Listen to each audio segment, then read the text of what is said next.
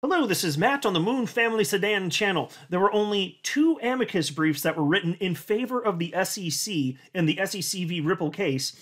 And mind you, these amicus briefs are of notable importance because they're written by third parties, so not the SEC, not Ripple, and they're going to be used by Judge Torres to come to her decision regarding the motions for summary judgment that have been set forth by the SEC and by Ripple. So this is going to, all the amicus briefs will, in one way or another, impact the final outcome in this case. So they're all of extreme importance, but only two were written in favor of the SEC, and the SEC just lost one of them, and I'll explain what I mean by that.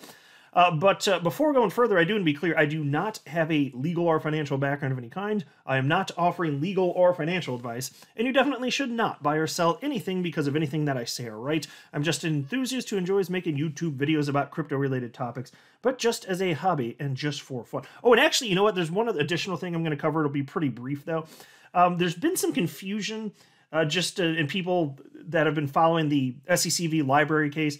As most of you would be aware at this point, the judge ruled in favor of the SEC, but then the library Twitter account, the official library account, started talking about what the SEC is proposing for a settlement. And so that caused some confusion, and attorney Jeremy Hogan clarified what's going on there. So there may be a favorable path forward, but let's jump into this one first. So just to kind of set the table in terms of what's going on in this amicus brief, I'm not going to actually go through the brief itself. I had a full video breaking this thing down, this one that ended up not being part of the case. I broke it down, and it was ridiculous. It was full of factual inaccuracies. It was an absolute disgrace of an amicus brief and supporting the SEC.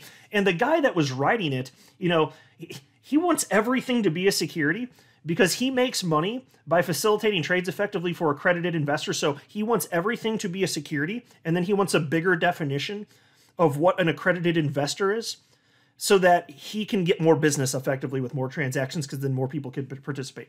So very, very strong, obvious self-interest in him. So I wasn't surprised to see that he was necessarily arguing that, but it's hard for me to believe that he was being genuine. Maybe he actually believes what he's saying, but it's kind of hard to believe because the arguments are so bad and he's so ill-informed. I'm just like, just seemed a bit self-serving. And the amicus brief in question, and this is the one that was now lost, and I'll explain again what I mean by that, but it was from a company that's called Accredify, and they have a DBA as Invest Ready, which means that they're doing business as Invest Ready, so that's what their name would be known by, name would be known as, rather, to the general public, even though technically when they set up the company, they were called Accredify. That's all that means. I'm a small business owner, have been since 2010. I set up a name, and then I also have my own DBA, so I was very familiar with this. But anyway, so here you have this from Attorney Filan, and this was from November 10th, so just a little over a week ago. XRP community, hashtag SEC, v Ripple, hashtag XRP. Accredify Inc. DBA Invest Ready has filed a motion to file an amicus brief in support of the SEC. And upon reading that thing, my response was, on November 10th, the following. I wrote, okay, I've just finished reading this train wreck. There are multiple factual errors in this amicus brief. The lawyer doesn't know what he's talking about. He also has incentive, if you look at his LinkedIn, you'll see, to maintain the status quo or something close to it. And so, again, I don't feel like going through the amicus brief again, but I will note that he literally says that XRP is a security. And here was attorney Jeremy Hogan's response on November 10th, the day that this thing was filed. Actually, let me make sure that everybody understands this. Sometimes I take for granted that most of you are aware of certain facts, but the reason that we have the amicus brief is because pretty much what every third party did that filed an amicus brief, well, technically what they're doing, initially anyway, is they're filing an application to file an amicus brief, because you have to get permission to file an amicus brief from Judge Torres.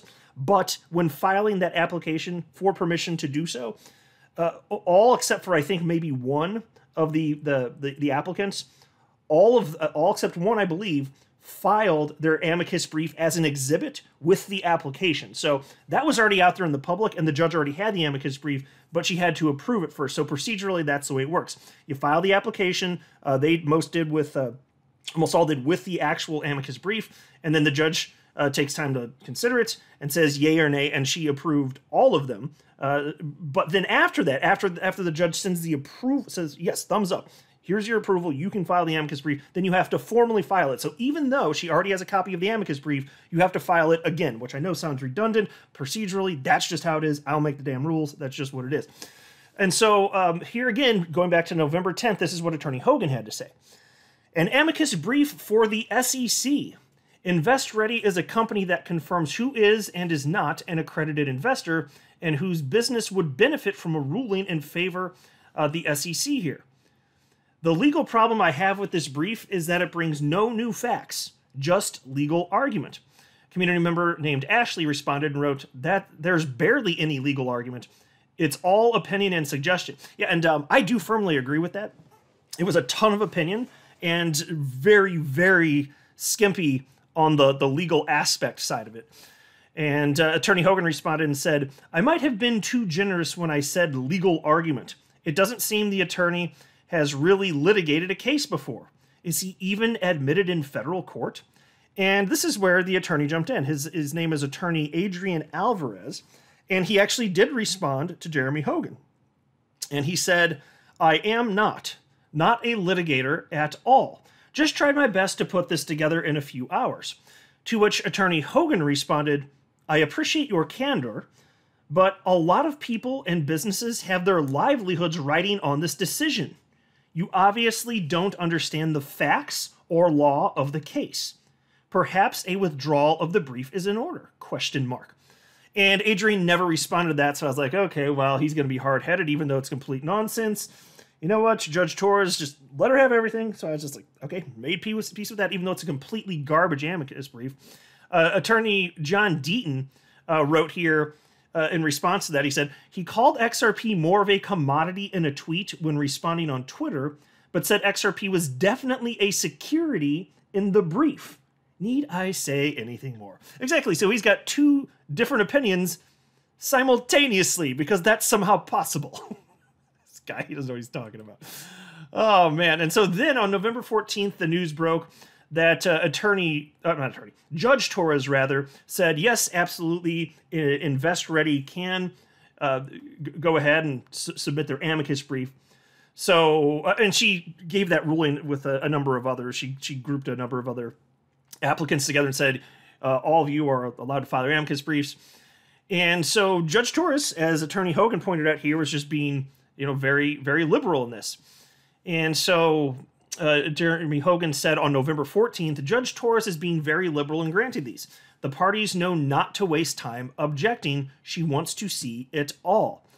And then somebody responded and asked, did that weird guy withdraw his, as you suggested? So we all know who the quote-unquote weird guy is. It's Attorney Adrian Alvarez, who wrote the not-so-hot brief. And then on November 14th, Jeremy Hogan wrote negative. So he didn't claw back the brief. But there's still good news at the end of the story here, because early in the AM hours of today, we got the news from Attorney Filan that InvestReady, who wrote that terrible brief in favor of the SEC, never actually filed it. So he filed the application again, because that's procedurally what you do. He filed the application with the brief itself as an exhibit. Judge said, yes, okay, now you can file the amicus brief, and then he never did it. So I don't know if he just thought about it more and understood the gravity of the situation. Maybe he got a bunch of perspective from others who actually know what they're talking about when it comes to crypto and XRP specifically. And maybe he just realized, okay, I'm, in a bit over my head here. I don't know. We can only speculate, but he didn't file the damn thing.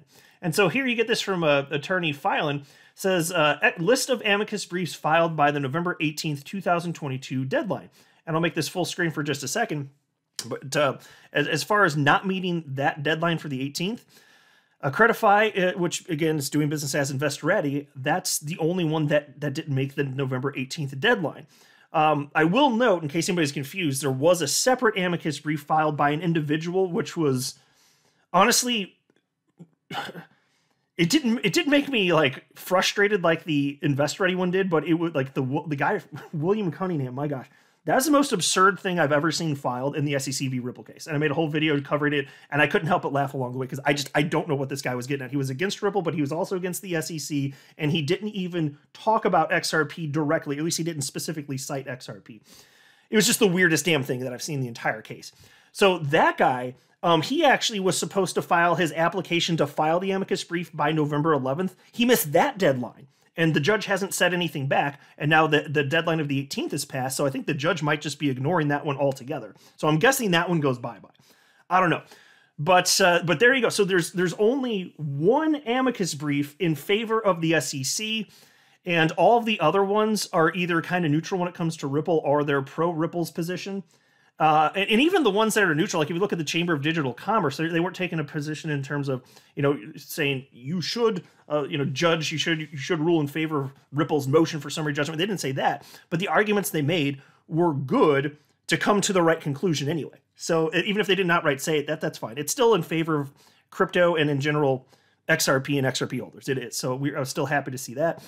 But man, this guy, he just didn't make it. So the only amicus brief that was filed by the deadline in favor of the SEC was from NSEI. And even that one seemed shady because they were publicly writing stuff on social media, like before filing the application for amicus brief. They made public their opinion that they don't like XRP, and I highlighted it on my channel already, but they were kind of making fun of the lack of utility of XRP, this or that, which is complete nonsense. And so there's all sorts of, there are other motivating factors too. But it was kind of nice to see this. And so Attorney Hogan, upon learning of this news this morning, he said, Accredify failed to file its amicus brief on behalf of the SEC by the deadline last night. So that leaves the final tally at 14 for Ripple and 1 for the SEC. For you Americans, Ripple scored 2 touchdowns and the SEC got a 1-point safety. And then an XRP community member responded and said, LOL, seriously? Absolutely amazing. I'm stunned into confusion, so I'm just going to send this blabbering tweet. And Attorney Hogan responded and wrote, the guy admitted he didn't know what he was doing, but it still must have taken him at least a couple hours to draft, and then he doesn't file it. Yeah, so think about it. He said he spent a few hours, and then it was complete nonsense. I'm glad he didn't actually go through with this. I mean, he should feel a bit embarrassed by the fact that he submitted what he did. He probably didn't understand the blowback and the degree to which this is a gigantic case that would affect people the world over.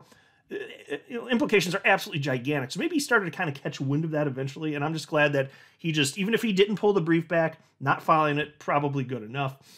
And then there is this from Library, and this is from November 16th, and this is what caused a bit of confusion, and understandably so. This is from the official Library account, and again, they unfortunately did lose in the SEC v. Ripple case. The judge in that case ruled in favor of the SEC, but in terms of the damages, what this would mean, in terms of Library having to, either disgorge or pay something, whatever, all of that has not yet been determined. Actually, the judge just ruled, you're wrong, Library. That's effectively it.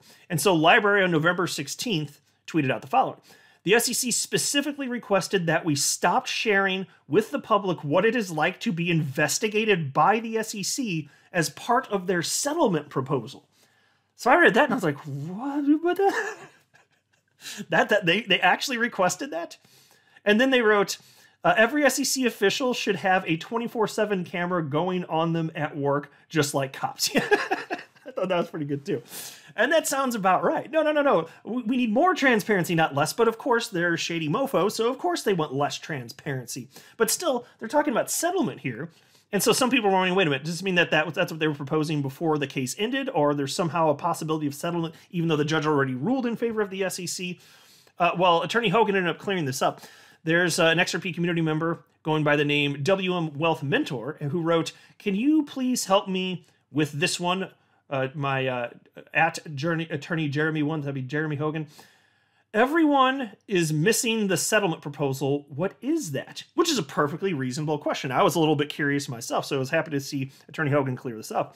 And he wrote, there hasn't been a final judgment entered yet, so the SEC and Library are in negotiations about what the terms will be.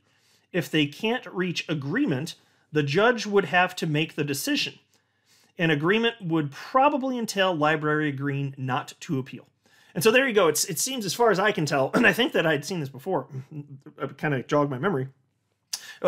After somebody's ruled against, if it's a summary judgment ruling, excuse me, then once you hash out the terms of that, that becomes the settlement. So the agreement, it's still technically a settlement, even though they lost the ruling. Which sounds confusing, because usually when you're thinking of settlement, you're thinking, okay, before the judge comes to a conclusion. But apparently, and I'm not pretending to have known this, because I have no legal background whatsoever. I'm wading through the muck just like you guys. But yeah, apparently after there's a ruling, when it comes to the judge making a decision for summary judgment, after that, in terms of what happens, is there disgorgement or what are the penalties, this or that, that's the agreement, and that becomes known as a settlement because you're agreeing to those specific terms. So it's still settlement, but I can easily see why it's confusing. It confused me, to be honest with you, a little bit there, because I think the typical person wouldn't know that. And why would we? If you're a lawyer listening to this, yeah, okay, maybe you probably do know. Why would the rest of us? Of course we would not know that. So there we are. Interesting stuff, right? So yeah, like Attorney Hogan said, what's that, 14-1, the score? I'll take that. I'm not a financial advisor. You should not buy or sell anything because of anything I say or write. That would be a very, very, very bad idea. Until next time, to the Moon Family Sedan.